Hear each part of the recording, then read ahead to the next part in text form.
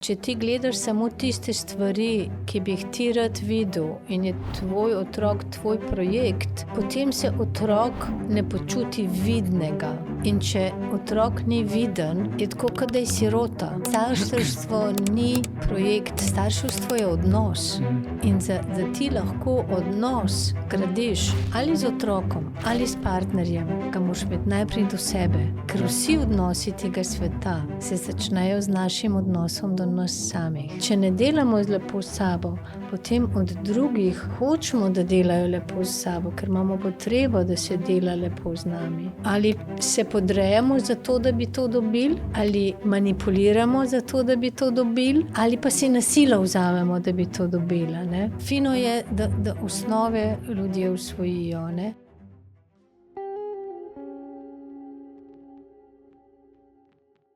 Hej, če ti je podcast všeč, se naroči na kanal, stisni like in pusti komentar. S tem pokažeš podporo nama in ekipi ter poskrbiš, da podcast doseže več ljudi.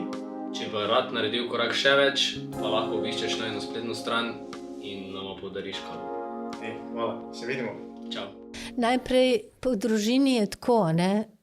Moj velik učitelj je bil danski družinski terapeut Jesper Juhl. Njemu je tudi posvečena ta knjiga, ne? Torej, vi ste dansko bili, ko ste pisali knjigo, ste že imeli znanje tega coachinga? Sem imela znanje, okay. Ko sem pisala knjigo, Ja. ne pa, ko sem bila mama. Ja, okay. Jaz sem Jesperja Juhla, s tem se začne moja knjiga, ne? Ja. Jesperja Juhla sem spoznala preko svoje mlajše hčere. Ona je bila takrat mlada mamica in je rekla, v Ljubljani je pa predavanje Jesperja Juhla, to je en krasen danski družinski terapeut, napisal je recimo knjigo Kompetentni otrok. En kup enih knjig je napisal, ki se jih res plača prebrati, ne? Jaz sem tudi potem hodila na njegovo šolanje. Skratka, jaz sem svoji hčeri, ki je bila takrat stara 25-26 let, sem rekla, kaj pa meni tale tvoj Jesper Juhl lahko pove, saj nimam več otrok. Ne? Ker včasih je bila vzgoja, ko si otroke h kruhu spravil, si opravil svoje. Koliko so bili opremljeni drugo, ne? S tem se v knjigi soočam, da jih nisem opremila.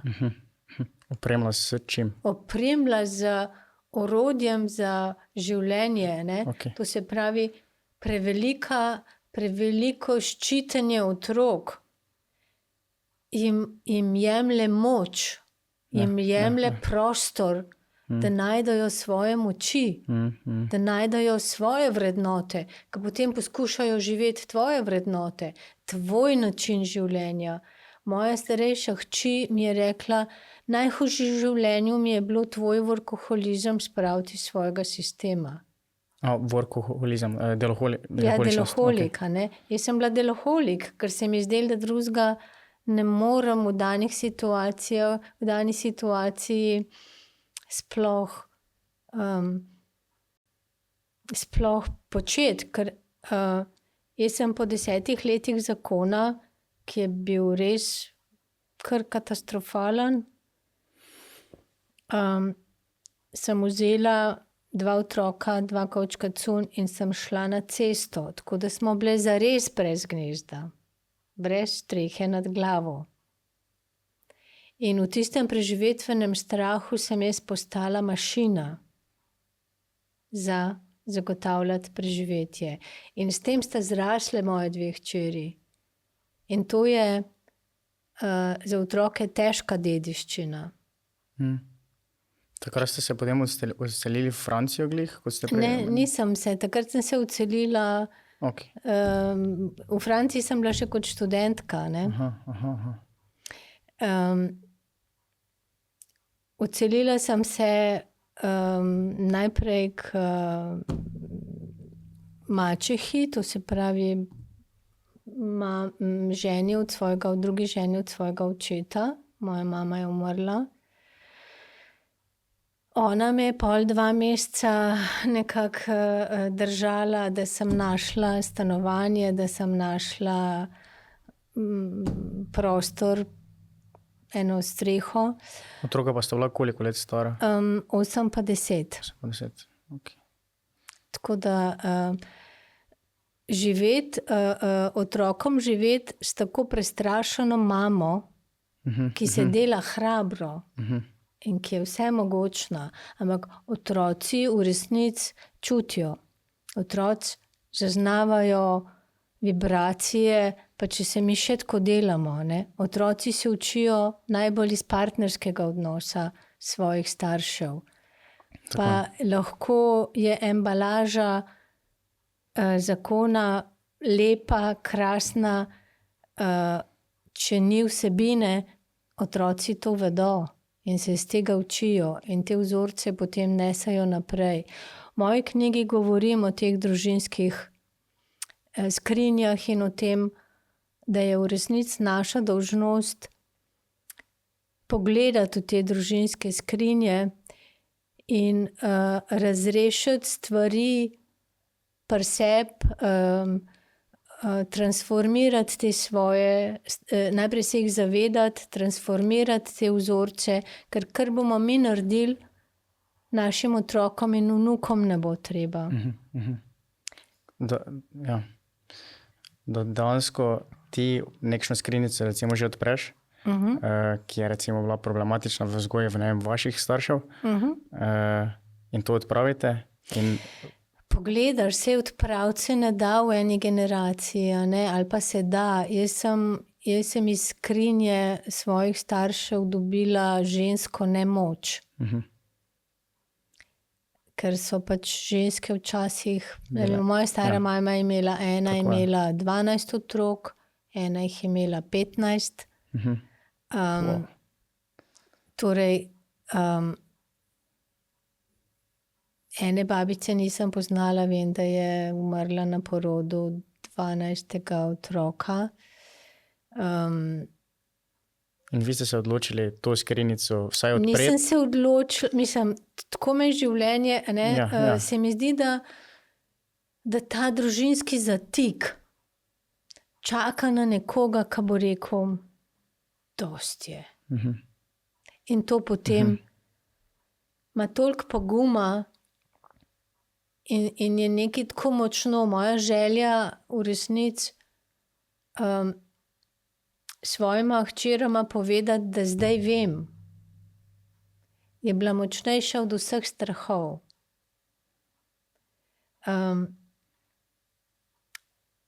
Na začetku te knjige zapišem, da sem šla, da je moja hči je meni rekla, sam to še dokončam, je rekla, mami, otroke imaš za zmeri. Mene kar zadel. To je res. Sem rekla, otroke imaš za zmeri. Tako da sem jaz pol šla na tisto predavanje. Aha, smo še vedno tam. Ja, pa so bili najstniki, In potem mene je sprejel, dokler ni ust odprl, se me ni nič dotaknil, ni nič tako zelo. Deloval kot. Ko je pa usta odprl, se mi zdelo, da so se mi vse luči požgale. Kaj recimo tisti prvi stavek, ki vas je prepričal, kaj je bil? Ko je govoril o tem, kako se starši vedemo do najstnikov. Ja. Kako jih poskušamo popraviti. In pol on prav, do takrat, ko so oni stari 11 let, ste naredili svoje. Kar ste naredili, ste naredili. Če ga pol začnete popravljati, pozabite, Kar ste naredili, ste naredili. Ampak kako pa se potem najstnika lahko recimo nadzira? Mislim, kaj nadzor imaš samo nad njim, ker popraviti ga več ne moreš. Torej, lahko pa ga usmerjaš, si jaz predstavljam. Jesper je tako rekel, kadar ne veste kako, se dol usedite s tem najstnikom, pa mu lepo povejte, da nimate pojma, kako bi z njim, in da ga prosite za pomoč. In potem vzpostaviš In dialog. potem v bistvu vzpostaviš dialog, iskrenost, vzpostaviti iskren dialog, ker mladi razumejo iskrenost, razumejo in čutijo pa tudi narejenost. In jim gre ful na živce, da se v resnici mi delamo vse mogočne in nam je težko pokazati svojo nemoč. To boste še videla, ne? Zelo težko se je soočati z lastno nemočjo. Ja, zaradi tega, ker jaz zdaj jemljem kot sebe v otroštvu, gledaš na mamo in ata kot na vse veda. Kot nekoga, ki veta vse in to, kaj ona dva rečete, to drži. Ko pa prideš v obdobje najstništva, pa začneš postati malo odporniški, na hormoni delujejo malo bolj in ugotoviš, da mogoče pa ni glih vse tako črno na belem. Ker jaz recimo sem bil tudi kar problematičen v obdobju najstništva. Hormoni so delali na puno in takrat dansko, ko ste rekli, da otrok vidi, ko recimo starš povzdigne glas in hoče biti nad tabo, to ti začutiš. Absolutno. Ker vidiš, da on pač ne najde tudi starš, kot jaz vem, da ne vem vsega in zagotovo si boš v taki situaciji, ko ne bom vedel, kako rešiti problema in pač avtomatsko to je odziv starša, ker ti ga imaš od rojstva do, 15. leta in ti si že vse dal za njega, veliko časa, vložil v vzgojo otroka. No pač jaz to tako predstavljam. Ja. Ne morem govoriti iz izkušenj, ker nimam, ampak sej. ja. V resnici je to, jaz otrok nisem tepla, ker to je itak, ampak... To jaz nisem tudi rekel, da meni tudi nisem, da ne bo pomote. Ampak se mi težko priznati, ampak bom povedala, kričala pa sem. To. To je vse samo druga plat iste zgodbe. To je starševska nemoč. To je starševska nemoč, kričimo v nemoči in kričanje je čist enake posledice ima in čist enak učink, kot če nekoga udaraš. Včasih boli še bolj, ker v tistem kričanju rečeš stvari, ki vstanejo, besede imajo eno zelo zoprno lastnost. Da jih ne moreš nazaj vzeti, Rečeš, no zdaj pa oprostite, zdaj jo bom pa nazaj vzel, Ko pride ven, je tam in napolni prostor in se usede v otrokove celice. Se usede. In kričanje je isto, kot da si ga udaril. Ker ja to gledam na to, udarca tudi ne moreš vzeti nazaj. Udarca seveda ne moreš nazaj vzeti, pa tudi besed ne moreš nazaj vzeti, ampak se mi zdi, da obama sta isto oznako, starševska nemoč. Ja.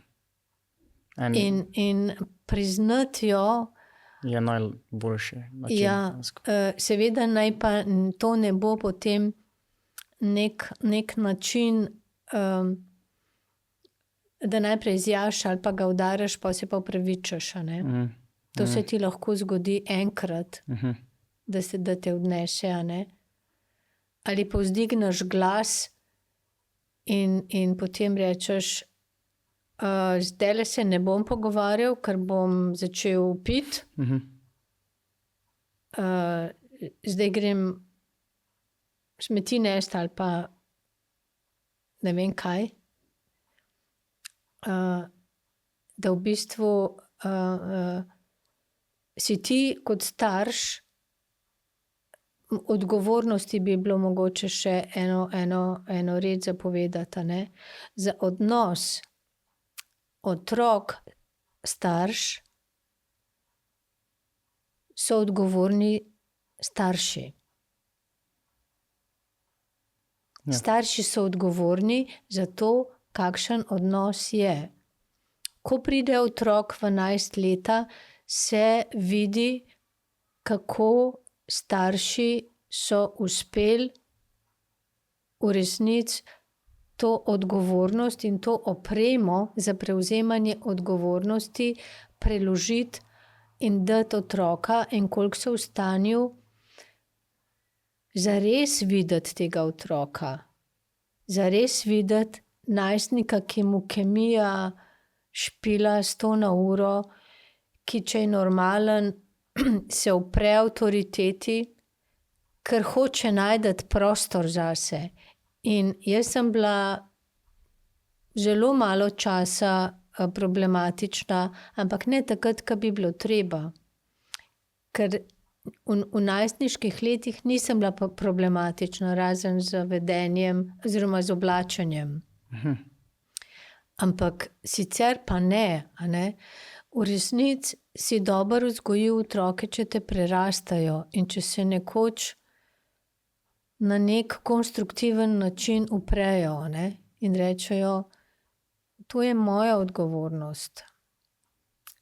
Hvala, mami, sem vesel tvoje pomoči, ampak tlele vem, kaj delam. Ker se potem to nese še naprej, ko imajo otroci, tvoji otroci, otroke, se babice predvsem zelo rade jih oblačimo, ki so premalo oblečeni, zelo rade jim damo hrano, ki je otroci ne dovolijo več in tako naprej. Se vmešavamo preko meja svoje odgovornosti, a ne? Tako da starš ni biti zelo enostavno, je pa eno vodilo, da se učiš gledati bitje, ki ti je bilo poklonjeno, s hvaležnostjo, in da ga poskušaš zares videti takega, kakršen je, in ga sprejeti tudi v elementih, ki ti niso ljubi in ki ti niso všeč. Ker če ti gledaš samo tiste stvari, ki bi jih ti rad videl, in je tvoj otrok tvoj projekt, potem se otrok ne počuti vidnega. In če otrok ni viden, je tako, kot da je sirota. Ker to, da te nekdo vidi, to je zdravilo. Polni tvoje lončke varnosti. Vidijo me. Ne, zato otroci vpijajo, mami, glej me, ko so na to bogano, a ne? Ja. Mami pa gleda telefon, ja. Najslabše možno. Ja. Poglej me, mami, poglej me, oči, lej me, kako mi gre dobro, a ne? In otrok začne iskati pozornost najprej spustno po toboganu, nato pa stopnjuje. Stopnjuje in če ne more dobiti, potem gre čez vse meje in mogoče ga bojo videli takrat, ko je zadrogiran domov prišel. Govorimo zares videti. Tako je. Da ta otrok ni tvoj projekt. To sem se jaz dosti krat vprašal že, ker sem rahlo perfekcionistično nagnjen in tisti strah, da bom otroka hotel vzgojiti perfektno. Ne, ker ni perfektnega otroka. Ne. Tudi ni perfektnega starša, tako. Ni perfektne vzgoje. Tako. In starševstvo ni projekt, starševstvo je odnos. In da ti lahko odnos gradiš ali z otrokom, ali s partnerjem, ga moraš imeti najprej do sebe. Ker vsi odnosi tega sveta se začnejo z našim odnosom do nas samih. Če mi dovolite, se bom nazaj vrnila na tisti začetek te svoje knjige, ko sem šla potem na to šolanje Jesperja Jula in sem si takrat v svoji racionalni glavi, takrat sem bila še finančna direktorica. Multinacionalne firme nekaj. Ja. Tako. Sem si pripravila govor, da sem jaz zdaj tam, zato da bom, ker imajo zdaj moji otroci otroke. In bi bila jaz rada razumevajoča mama in bi rada povedala, da jih podpiram v njihovi drugačni vzgoji in v drugačnih odnosih do njihovih otrok. Obe sta imeli takrat majhne dojenčke. Že. Ja. In potem jaz pridem, tako kot je bilo treba, da pride vsak gor pred celo skupino, da pove, zakaj je tam, zakaj se je odločil priti na šolanje. Eni so delali v vrtcu, eni so imeli otroke, ene so delali z otroki s posebnimi potrebami. Skratka, vsak je neki. Jaz sem bila pa edina babica tam. In potem jaz prikorakam blazno suvereno, odprem usta in začnem jokati.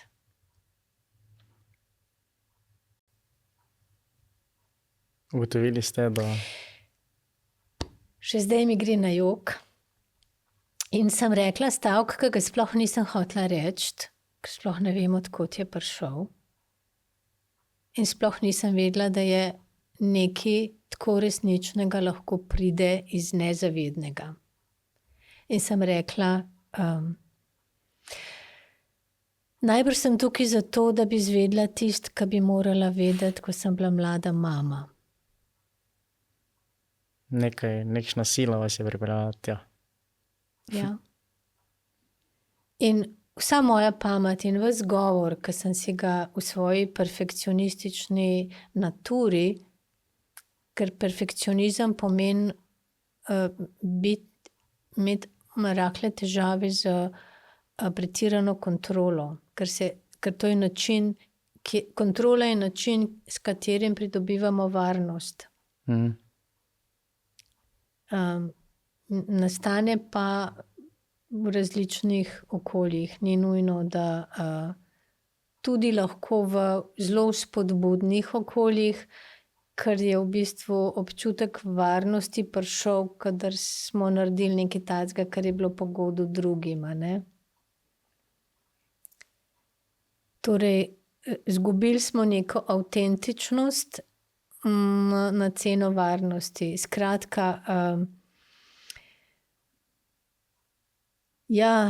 nisem vedela, tako nekaj globok je prišlo iz nezavednega, da sem ob srečanju z drugačno vzgojo, z drugačnim odnosom do otrok, moji so bili že veliki, ampak vendarle se te dotaknejo se te dojenčki, ki pridejo v družino, a ne? Otroci vaših otrok. Otroci mojih otrok. Dotakne se te starševstvo, ki je drugačno. Dotaknejo se te, polno stvari se te dotakne, a ne? Ampak jaz sem šla res tja kot babica v glavi, v srcu sem prišla pa tja kot mama, ki je prišla po znanje, ki ga ni imela takrat, ko bi ga zelo krvavo rabila.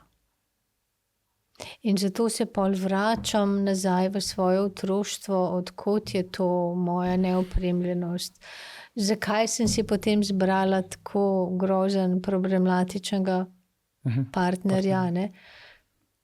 Zaradi tega, ker sem prinesla s seboj vzorec, da je ljubezen treba zaslužiti. Ljubezni ne moreš zaslužiti. Ne moreš je zaslužiti. Ali je, ali pa je ni. Zgodi se. Ja, ne zaljubljenost, ampak ljubezen je, v zrelih letih je sicer ljubezen odločitev, bolj kot kemija. Kemija je zaljubljenost, ljubezen, gradnja odnosa partnerskega, pa je kemija, ampak samo v enem majhnem delu. Ljubezen je odločitev za neki odnos. Sprejemanje. Sprejemanje sprejemanje drugačnosti, razlikovanje med kompromisom in kompromitiranjem sebe. To je zelo bistvena razlika med obema. Pa se strinjate s tistim, ko pravijo, velikokrat rečejo, da ne moreš ljubiti, dokler ne ljubiš sebe. Absolutno je res. Ja. Zdaj pa, jaz sem imela za besedo rad imeti sebe, ljubiti sebe velike težave. Ker sploh nisem vedela, kaj to zdaj pomeni. Kaj to zdaj pomeni, da se bom jaz vsak jutr kaj objemala ali kaj božala ali kaj naj zdaj s tem naredim, ne? V resnici sem jaz potem začela uporabljati en izraz, ker je meni veliko več povedal, in sicer izraz lepo delati s sabo. Ja. Lepo delati s sabo mi je bilo pa praktično, ne? Bolj praktično, kot pa rad imeti sebe, a ne? Lepo delati s sabo. Kaj to pomeni? To pomeni veliko stvari. Ne? To pomeni, da si moraš dovoliti za začetek čutiti, da ne hodiš okoli kot stroj, a ne? To se pravi, da čutiš in da to, kar nosiš s seboj, ne? Naše telo je naš čudovit kompas, kjer piše vse. In da si dovoliš čutiti in da se potem naučiš s seboj delati tako, da tisto, kar se noter dogaja, zaznaš, neguješ tisto, kar neguje tebe, razumeš in transformiraš tisto, kar te ne neguje in ti škoduje. Ker tisto, kar škoduje tebi, navadno škoduje odnosom z ljudmi, ki jih imaš okoli. Ker če nisi iskren do sebe in če nisi avtentičen, ne pomeni, da govoriš tisto, kar čutiš.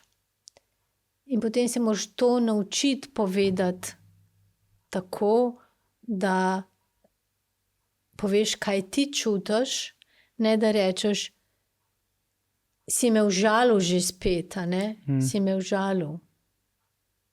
To je tako, kot da nekoga v kot pritisneš. Obtožiš, ja. In ga absolutno postaviš v situacijo, da se mora braniti. Ja. Ker je napaden, a ne? Ampak če pa ti nekomu rečeš, zabolel me je, ta tvoja gesta me je zabolela, tako jo čutim tle noter bolečino. Ostaneš pri sebi, a ne? Odgovornosti mogoče prej nisva dokončala, a ne? Odgovornosti za odnos starši, otroci je na starših. Ja. Pri odraslih osebah je pa odgovornost pol-pol. Tudi pri odraslih otrokih je pol-pol. Kajti otroci, ko odrastajo, niso samo enakovredni, ampak so tudi enakopravni. In zato, ko otroci odrastajo, je treba zgraditi nove temelje. Treba se je pogovarjati. Mami, tlele pa to ni tvoje več. Če bom rabil, te bom vprašal za nasvet. Hvala za vse. Ravno tako starši niso servis, ki jih kljuke snamaš, a ne? Ja. Starši imajo svoje življenje in največ, kar lahko za odrasle otroke narediš kot starš, ko imajo oni svoje družine, je to, da se imaš ti fino. Ker ko so naši otroci postanejo starši, se zavrti družinsko kolo. Ja. Oni postanejo, oni stopijo v naše čevlje Vaše in čevlje, mi ja. stopimo v ene druge čevlje. A ne? Čevlje vaših staršev, ne? Ko ste vi imeli otroke. Ja. Ja. Tako da ta 50-odstotna odgovornost za odnos, a ne se viva, za tango sta potrebna dva. Res je. In kaj ste vi, kaj zdaj dojemate vašo vzgojo takratno, ko ste rekli, da ste bili mama samohranilka? Zdaj, ko imate že izkušnje, ko ste dali skozi ta predavanja Jaspera, kako ste rekli, ne? Kako zdaj gledate na vašo vzgojo? Na mojo vzgojo kot mama. Kot mama. Dolgo Kaj ste sem se, ugotovili, ja? ja, dolgo časa sem se ukvarjala s krivdo. Krivda je nekaj, kar preprečuje iskrene odnose.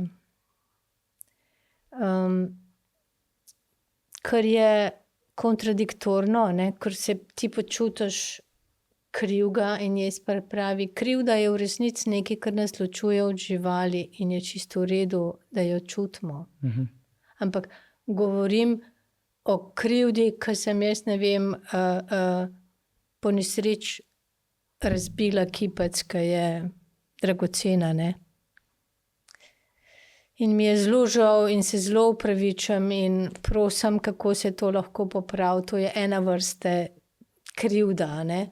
Okay. Jaz pa ne govorim o tej, govorim o krivdi, ki sem jo jaz čutila. Krivda izbora partnerja, krivda, da me ni bilo, krivda, da sem toliko delala, krivda, da nisem znala postaviti meja, krivda, da sem v bistvu nisem hotela postati cankarjanska mama, ki gara in vleče voz in Ivanu kavo prinese in on reče, mama, ne zdajle, a ne.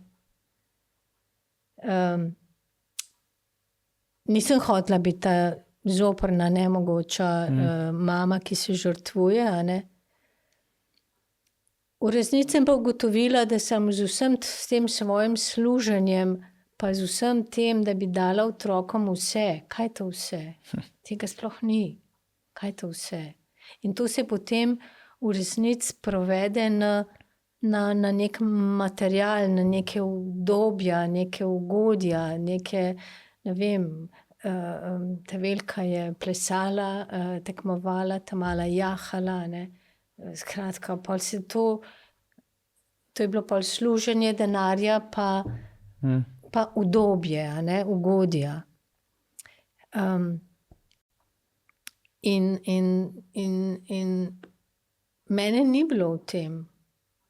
In vse, kar kot starš lahko svojim otrokom daš, je sebe in svojo avtentičnost.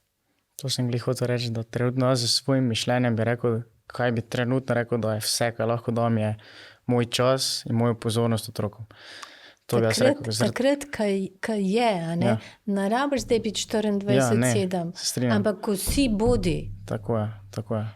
Mene srce boli, ko gledam mame, ki v parku sedijo in drsajo v telefon, otroci pa igrajo, ne. Pa grejo na sprehod, pa je otrok v vozičku, ona ima pa telefon, pa voziček pelje, ali on, se vseeno, ne.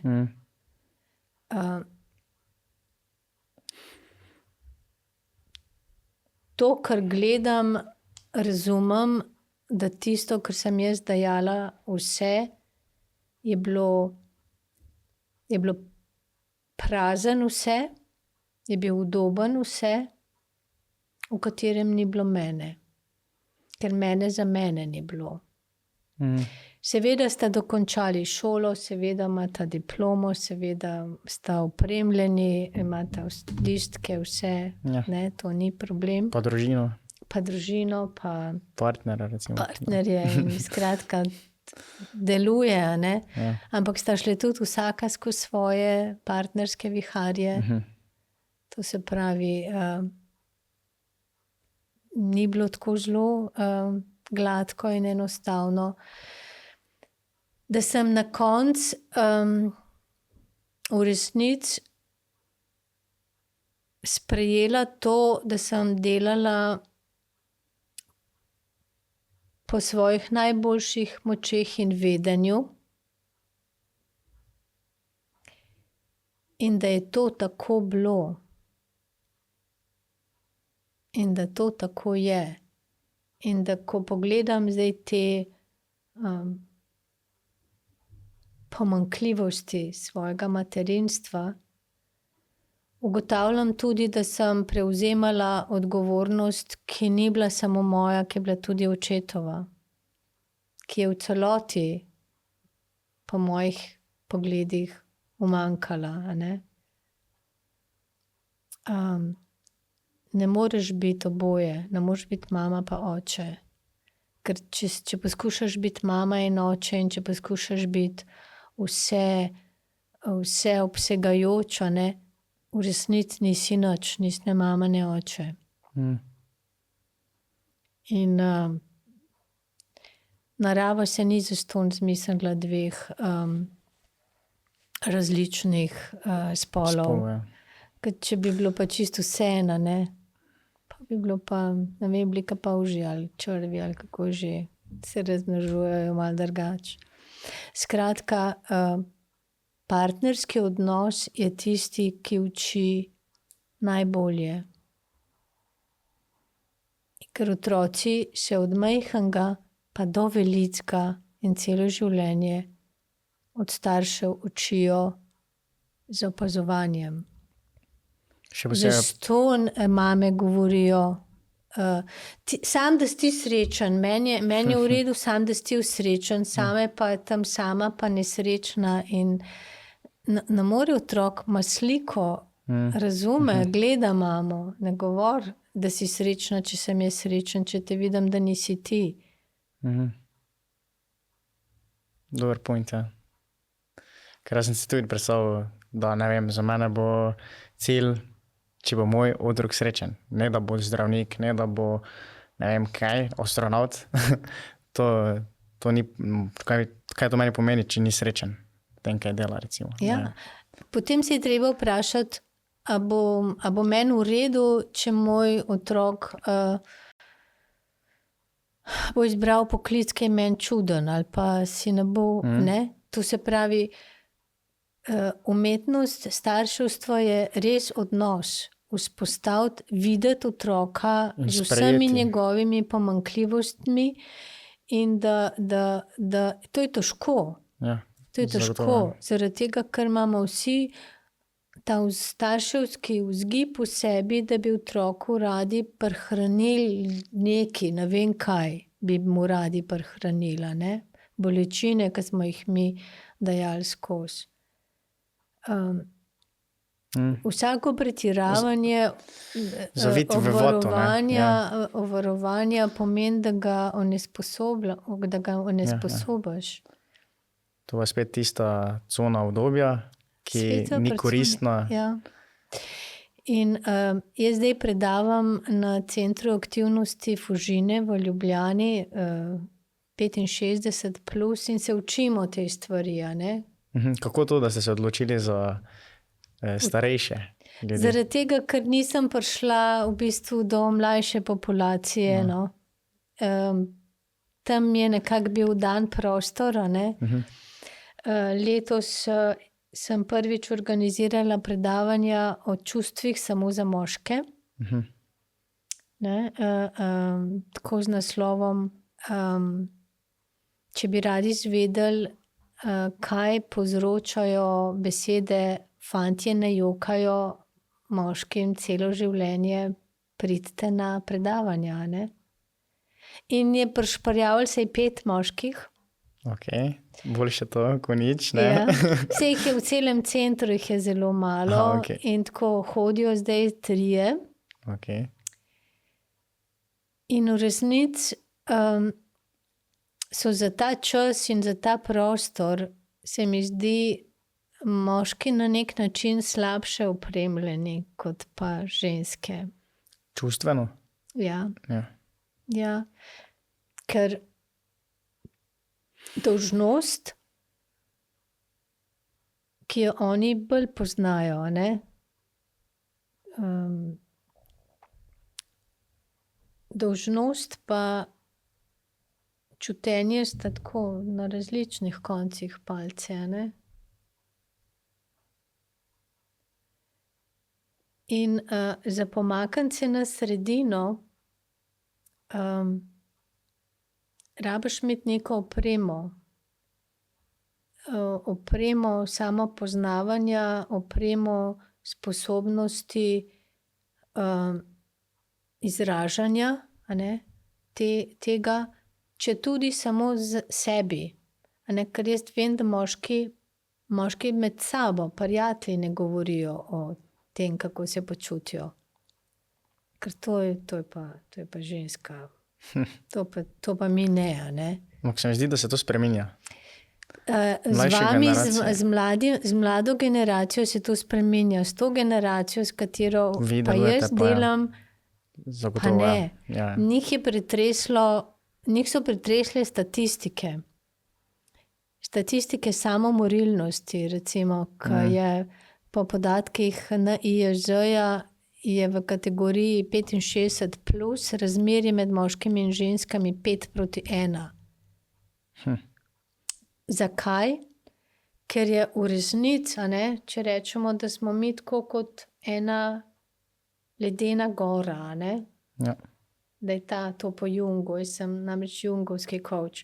Po Jungu je ta ledena gora, ta zgornji, ta zavedni del, ta persona, ki jo kažemo, in spodaj je nezavedni del, kolektivno nezavedno in pa osebno nezavedno. In v resnici to pripeljati v zavedno ali individuacijo, kar ji reče Jung, je v bistvu naše poslanstvo. To je to odpiranje družinskih skrinj, pospravljanje, kaj noter naložimo, ampak kaj pa tudi je ven zavzeta, ne. V glavnem, in ko stopamo v odnose, če si zamisliva Titanika, ne, če bi bila Titaniku samo, če bi bila ledena gora samo zgornji del, bi jo Titanik malo porinil stran, a ne. Tako je. Titanik je ubila nevidna ledena gora, in tako mi v bistvu plujemo skozi življenje, kajti pogovarjamo in komuniciramo in v odnose stopamo kot cela ledena gora. In zato je fino razumeti sebe in razumeti, da tisti, s katerimi vstopamo v odnos, je ravno tako ledena gora. Včasih smo mi Titanik, včasih smo pa mi ledena gora enemu drugemu Titaniku. Torej, poznati sebe, imeti rad sebe, imeti odnos do sebe, pomeni, da mi lahko z empatijo gledamo na svoje senčne strani, da mi z empatijo rečemo, tole pa mi pa ne gre, to sem ga pa polomil, ta moja lastnost mi pa ni všeč, ampak jo pa imam. Kako lahko z njo živim, da mi ne bo škodovala? Kako lahko z njo, kako je lahko majčkeno obrusim, da ne bo povzročala ran na drugi strani. Ful dobro. To je v bistvu umetnost zgraditve odnosa. In to je ljubezen. To je ljubezen. Eno je zaljubljenost, ki je kemija, ki je stanje, ki ga je narava naštimala zato, ker če bi z vsem tem paketom vedenja vprašanje, kako bi bilo z našo reprodukcijsko verigo. To je trik narave, eni rečejo, ne. Odnos, ljubezen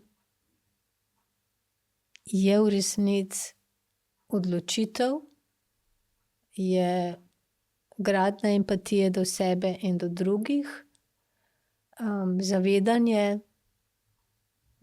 da tudi mi koga ranimo, da ne znamo brati vseh sporočil, da ne znamo prebrati misli in da ne pričakujemo, da bo kdo drug bral naše misli.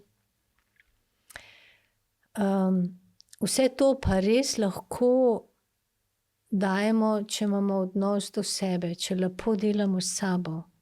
Ker če ne delamo lepo s sabo, potem od drugih hočemo, da delajo lepo s sabo, ker imamo potrebo, da se dela lepo z nami. Ampak to je potem, ali se podrejamo za to, da bi to dobili, ali manipuliramo za to, da bi to dobili, ali pa si na silo vzamemo, da bi to dobila, ne? Ker samopodoba ni samo to, da slaba samopodoba, da smo žrtve, a ne? Da ima ta samopodoba je tako slaba samopodoba je vedno povezana z neko žrtveno vlogo. V resnici imajo pa slabo samopodobo tudi oni agresivci, ki jih pa ne prepoznamo tako. A to so ranjeni otroci, ki so zrastali in so se pač navadili z agresijo braniti se in svoje bolečine izražati.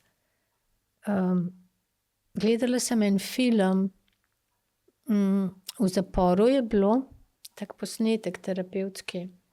So tako v velikem krogu zaporniki stali in potem je ta terapevtka na sredi rekla, da ne stopijo naprej tisti, ki so imeli doma alkohol. Pa tisti, ki so imeli doma pretepanje. Tisti, ki so imeli doma, ne vem, skratka, vse te. Na koncu so praktično takole stali skupaj. Vsi, redko, ker je izstopil, je ostal na mestu. Nobeden je ostal na mestu. To, na mestu ni nobeden ostal. Ja, ampak recimo zaostal. Zaostal, nekih je zaostalo, a ne? Eni so se pa premaknili čisto ob vsake njeni. Skratka, vsi ti agresivci, vsi ti, jih ne opravičujem, samo pojasnjujem, so ravno tako ranjeni otroci v podobi odraslih ljudi, a ne? Podobno sem jaz tudi videl, sicer ne toliko na odnose vezano, ampak na priložnosti otrokov. Recimo bili so študentje in so isto stali v vrsti in je isto našteval, kdo ima še oba starša. Kdo lahko si vsak dan privošči to pa to za jesti. In take vprašanja, ne, vezano tudi na premoženje in kaj ti premoženje lahko omogoči. In so se pač tisti pomikali naprej. Tisti, ki so se pomikali naprej, so tole imeli boljše možnosti v življenju, ne, lažje jim je bilo. In na koncu pa so mogli bežati do cilja. In je on hotel pokazati dansko, da ti, ki trpijo, kako se recimo že, kako jih bodo dohiteli, zaradi tega, ker si tega želijo, ker so vzgojeni v pomankanju, torej ne v obdobju in so pripravljeni se boriti za to, da pridejo do cilja. In dansko na koncu je več teh, ki so bili od zadaj, prehitelo tiste, ki so bili od spredaj. To je seveda lahko res, če te poškodbe niso ekstremne. Ja. Ne? Dobro, sicer so bili vsi študentje, torej so vseeno prišli do izobrazbe. Tako, ja.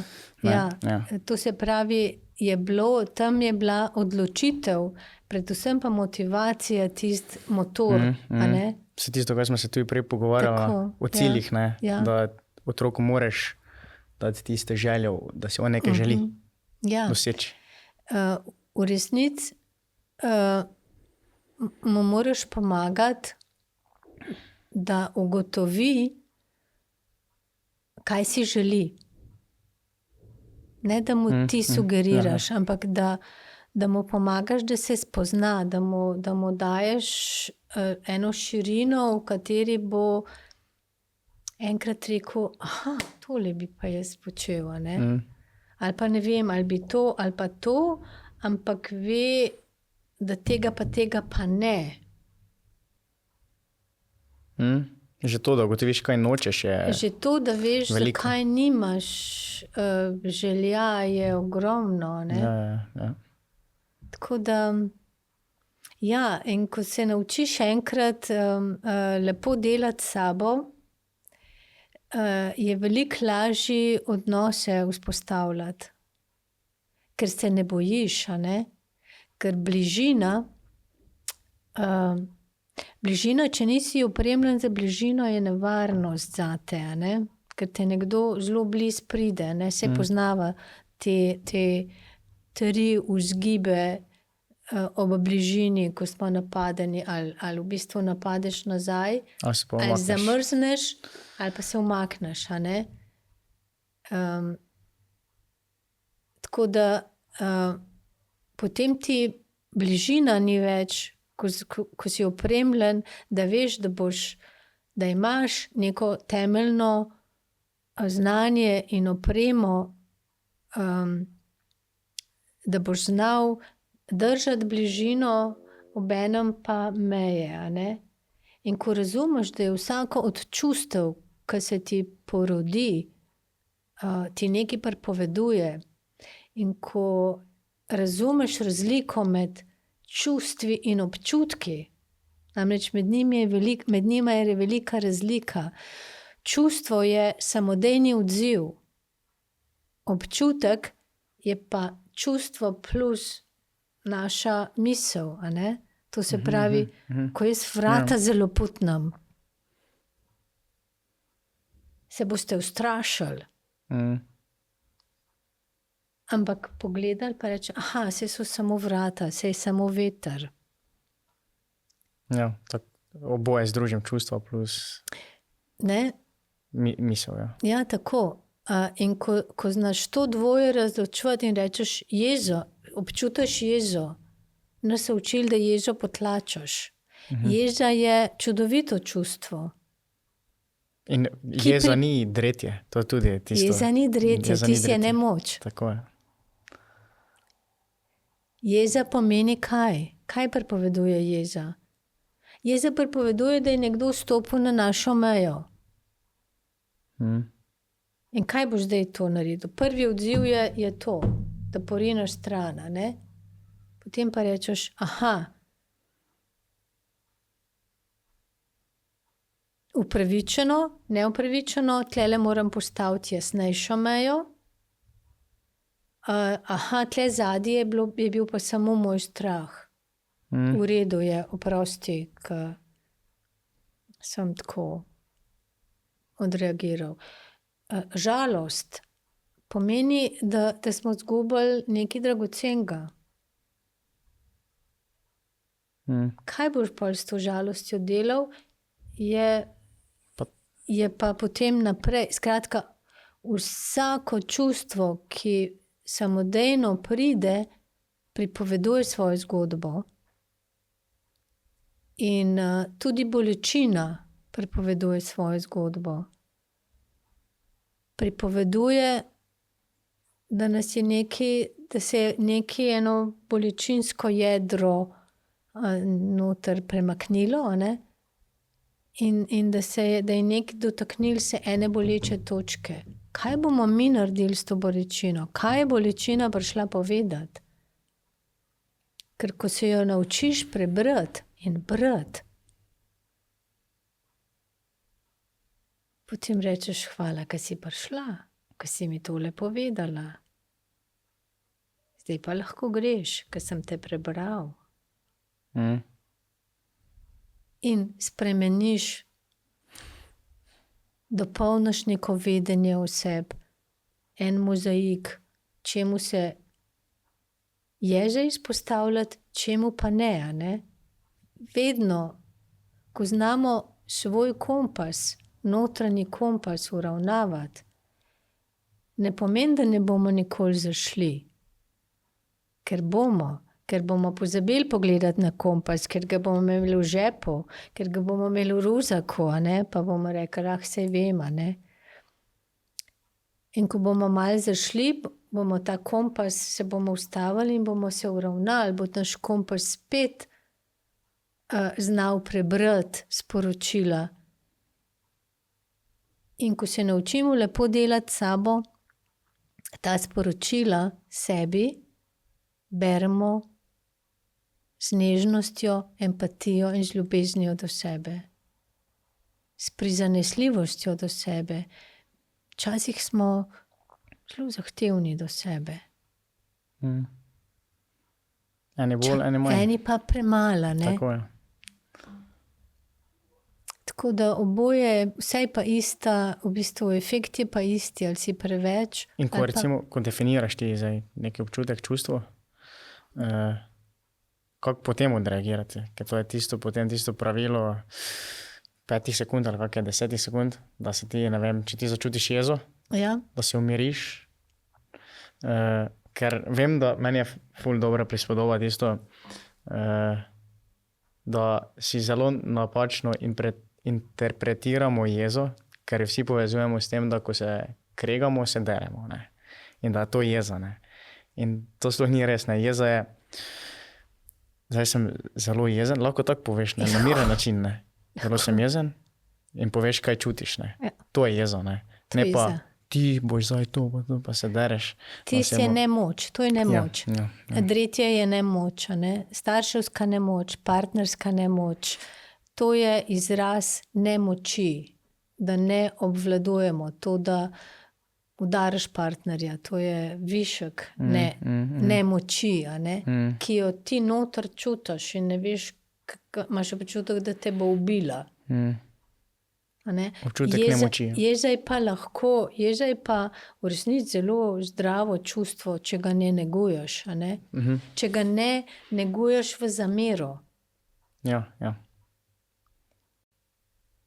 Zamera je pa seveda breme tistega, ki jo nosi, ne tistega, ki mu tako je. zameraš. A ne? Tako je. Torej, jeza je super čustvo, super, a ne? Ampak jo pa ne gre zamenjati z nasiljem, pa je ne gre zamenjati z nemočjo. Napačno je interpretirano, se vidi. Kot družba. Jeza pomeni, da je nekdo šel čez mejo. Ja. In tako, kot ste rekel, lahko mirno rečeš, oprosti, takole pa jaz nočem se pogovarjati. To pa ne dovolim. Zelo sem jezen. To me všeč. Prestopil si meje. Prestopila si meje.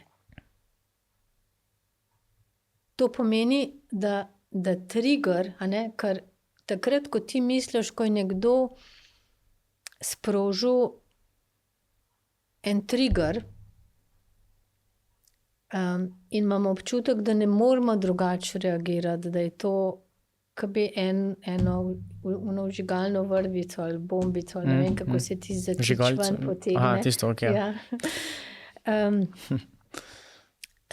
Tam imamo potencial, ki ga je treba pogledati in v resnici razrešiti, kaj je ta trigger, a ne? Odkot je ta bolečina, ker bolečina, ki jo sproži trigger, se občuti v sedanjem trenutku. Velika večina teh bolečin je pa nastala mnogo prej in je spodaj pod gladino ledene gore nekje zakopana, in ko jo pripeljemo ven, odkot je, potem lahko mirno rečemo, grozen sem jezen. Ampak kako recimo ta čustva, ker veliko ljudi ima potlačena čustva, in kako sploh pristopiti k reševanju teh, ker to ni zdaj iz včeraj na danes, ne sprememba, ampak dolgotrajni proces bojevanja s tem. In vi ste, verjetno to ni vaš, kot ste rekli, da ste jungovska coachinja, ne?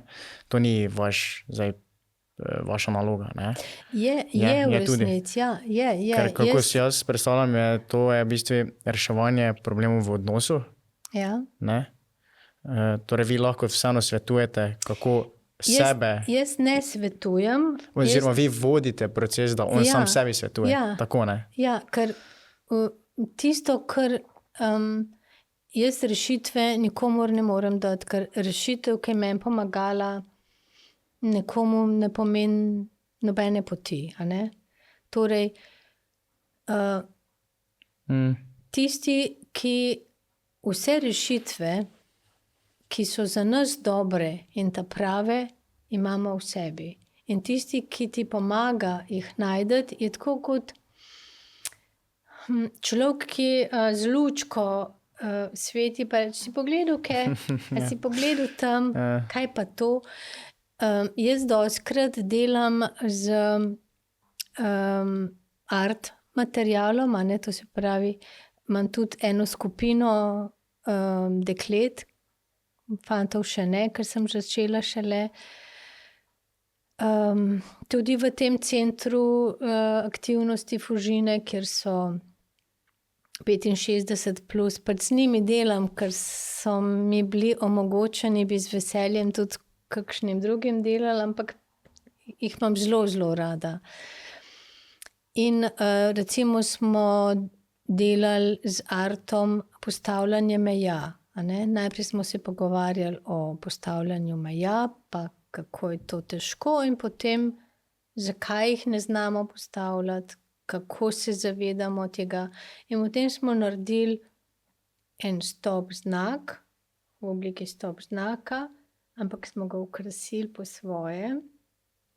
Takega lepega smo naredili. Smo rekli, to je pa zdaj naše pomagalo, da ko bomo začutili, da nekdo stoji na naši meji, ga bomo uporabili, pa bomo rekli stop. To se pravi, jaz delam tudi z živalcami, včasih je lažje, potem delam s kartami. Torej, živali imate? Take figurce. Okay.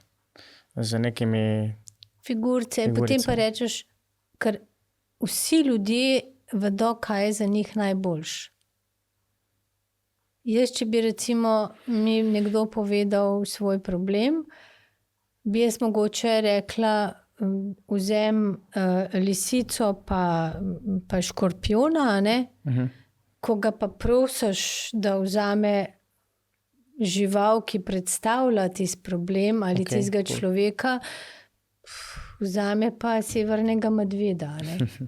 In potem vi na podlagi teh artefaktov veliko, ko imaš ti artefakt, ta artefakt postane udeleženec.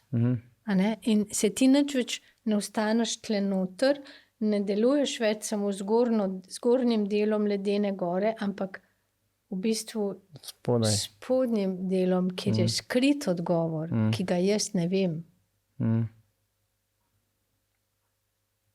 Ga jaz lahko samo pomagam najdeti in potem reče,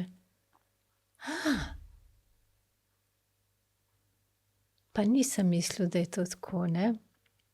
Imela sem enkrat eno mamo in hči, ki se v resnici nista mogli tako pogovarjati, kot se mi dva pogovarjava. Ker sta si izbrali vsaka svojo živalco. Sta se tiste dve živalci med sabo pogovarjali. In sta si povedali ti živalci vse, kar si one dve nista povedali.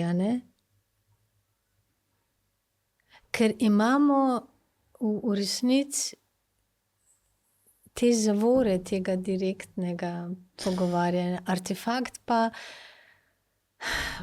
nas vse razreši in odreši možganske telovadbe in pa narativov, ki jih nosimo sabo. Pa mislite, da danes lahko ful veliki problem to, da je tudi posrednik telefon? Torej, da ni očesnega stika, ni dansko osebnega stika, ampak lahko danes si pišejo pač, ne. Napišejo si lahko takšne stavke in zdaj lahko nešto na drugi strani interpretira čisto drugače, ker ni slišal barve glasu, pogleda. Pomembna sporočila je treba povedati iz oči v oči. Danes me je ravno ena moja slušateljica vprašala isto. A potem, ko smo imeli osebno govorico, a potem naj napišem, ko sem rekla, vadite. Sem rekla, ja, lahko napišete, sam ne poslati. Lahko pridete z napisanim sporočilom, kaj želite povedati. Pa kaj bi bila iskrena osebna govorica? Sem si napisala zaradi tega, da se ne zgubim. To je resnica, ne? Da se ne zgubim. Rada bi ti pa tole povedala. A dovoliš, da preberem? Da se ne zgubim, a ne? Tako, ker ne vem, mogoče v tistem trenutku se zgubiš v vseh čustvih, ki te premlevajo, takrat, ko si pa razmišljal o tem, si zapisal. Potem pa njega, tisto drugo stran, v bistvu s tem mu daš prostor, da je tiho in da posluša. Tako je. Ni napaden in se ne brani, se ne umešava, ne skače v besedo, ker potem ni to pogovor. In ja, to se učimo, no? In nam gre v redu. No? To s artefakti mi je zelo zanimivo. Ja, fajn. Zelo zanimiv pristop. No? Ja. Danes smo delali odločnost.